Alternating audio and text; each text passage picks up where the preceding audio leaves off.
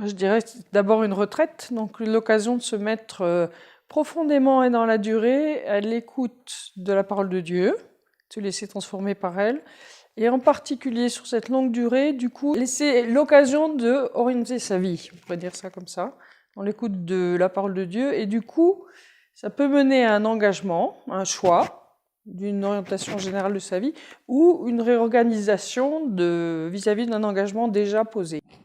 Moi, j'ajouterais peut-être que un des sens de cette retraite, c'est l'expérience de la joie. La joie que notre Dieu est vraiment venu nous visiter, la joie que notre Dieu désire vraiment nous rencontrer, que nous pouvons parler avec lui, et pas seulement il y a 2000 ans avec le Christ, mais encore aujourd'hui quand on en a fait l'expérience intime, dans le plus profond du silence.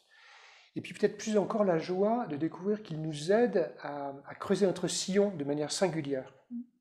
En tout cas, c'est ce que j'ai beaucoup vu en accompagnant les retraitants, quels qu'ils soient. Voilà, une grande joie finalement, de ne pas être seul, voilà, qu'il y a vraiment un Dieu et que Dieu, il est avec eux.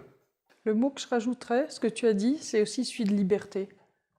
De liberté au sens de libération, alors qui suscite la joie, mais c'est aussi souvent une expérience de croissance en liberté personnelle, de relecture de sa vie, de guérison parfois, et surtout d'ouverture, quoi. En remettant les choses en ordre, on pourrait dire, ou en place, du coup, il y a voilà, tout le relationnel, tout l'horizon s'ouvre avec quelqu'un, comme tu dis. Alors donc c'est une retraite de 30 jours, à peu près, au maximum 30 jours. En silence, on pourrait dire d'abord. Voilà. On est vraiment en silence, c'est-à-dire que l'ensemble des journées d'un retraitant se passe en silence, les repas sont en silence, les temps de balade se font de manière en solitude et donc en silence, etc. Le seul moment où on prend la parole, c'est en rencontrant son accompagnateur une fois par jour. Donc on peut dire que c'est le deuxième élément, le deuxième critère d'une retraite de 30 jours, c'est qu'on est accompagné, on ne le fait pas seul, comme on irait faire une retraite de 30 jours, par exemple, dans un monastère. Voilà. Donc ça, c'est une grande spécificité des exercices spirituels, d'être accompagné. Et du coup, troisième point, si je rencontre mon accompagnateur, c'est pas seulement pour lui dire si ça s'est bien passé dans la journée, mais c'est pour lui dire ce qui s'est passé dans ma prière, ce qui lui permettra de me donner un nouvel exercice pour le lendemain, une nouvelle page biblique à aller. Donc on peut dire qu'en ce sens-là, l'accompagnateur spirituel me permet de bénéficier d'une retraite au plus haut point personnalisée, au point où j'en suis. Qu'on va vivre pendant 30 jours dans un rythme lent, on va faire que ça. Et que ça, c'est quoi? C'est 4 à 5 heures d'oraison personnelle par jour, selon qu'on se lève ou non la nuit. Donc 4 fois 1 heure ou 5 fois 1 heure d'oraison personnelle. Et puis évidemment, il y a le temps liturgique de l'Église, on va rejoindre la messe, si elle est célébrée dans la maison, et habituellement elle l'est, et puis tel ou tel office. Mais c'est d'abord de longs temps de prière personnelle, essentiellement à partir de pages bibliques, et quelquefois à partir d'exercices qui ont été composés par Ignace de Loyola. Peut-être encore un dernier élément, c'est que en fait, Ignace nous a laissé en héritage un petit livret d'exercice spirituel qui est entre les mains de l'accompagnateur spirituel, dans lequel il a différents outils à sa disposition, mais surtout une dynamique de retraite répartie en 4 semaines. Et le retraitant va progressivement passer d'une étape à une autre, d'une semaine à l'autre, au long de cette retraite. D'une part, ça permet un ancrage personnel dans la prière, dans la relation à Dieu, la relation au Christ même, je dirais, qui se met en place progressivement, qui a démarré avant dans le noviciat, qui peut exister par une prière personnelle, mais c'est vraiment une occasion d'approfondissement, c'est une expérience forte, donc vraiment à la fois un outil et une expérience qui s'ancre dans la personne, et c'est une vraie aide pour avancer dans le chemin spirituel, la vie religieuse.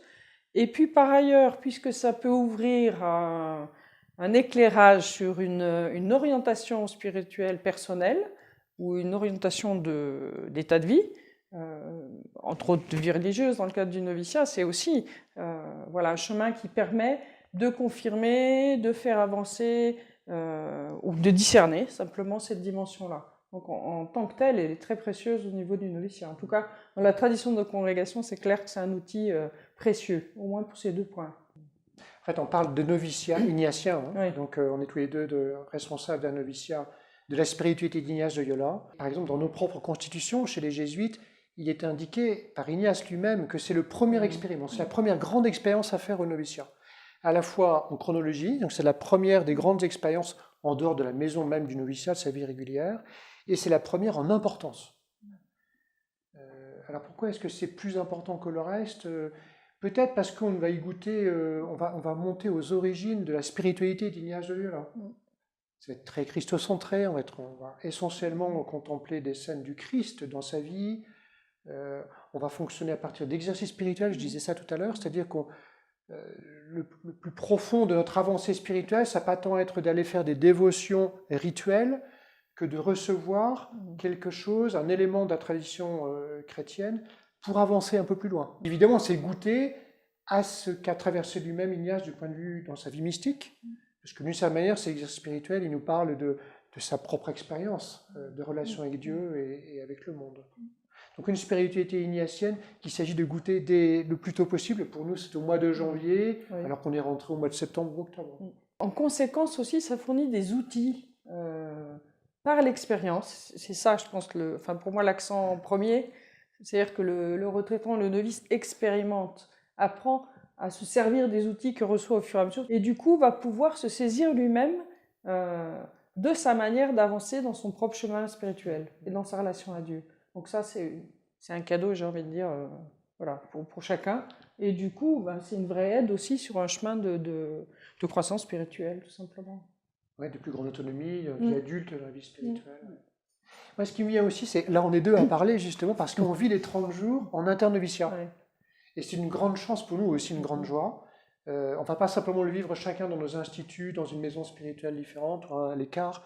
On a décidé de le vivre tous ensemble au mois de janvier, des hommes jésuites, des femmes de différentes congrégations religieuses de la famille d'Ignace de Loyola. Et c'est pour nous, je crois, vraiment aussi un moment de fondation quant à nos relations. Alors c'est une fondation en silence qui se constitue, mais qui va faire que... Moi, je me souviens très très bien de mes conovices femmes qui ont fait les 30 jours en même temps que moi il y a 30 ans, par exemple. Et ensuite, eh bien, il se trouve que nous allons travailler vraisemblablement ensemble, ici ou là, en France ou à l'étranger, dans telle ou telle mission, telle ou telle institution, et d'avoir eu ce socle commun, qui sont les 30 jours, vécus ensemble au même moment, dans le même lieu, vraiment. c'est une grande force, une grande joie aussi pour les temps à venir. Il y a une communion qui se concrétise et qui se démarre. Et ça se fait en Dieu, quoi. Ça se fait dans la prière.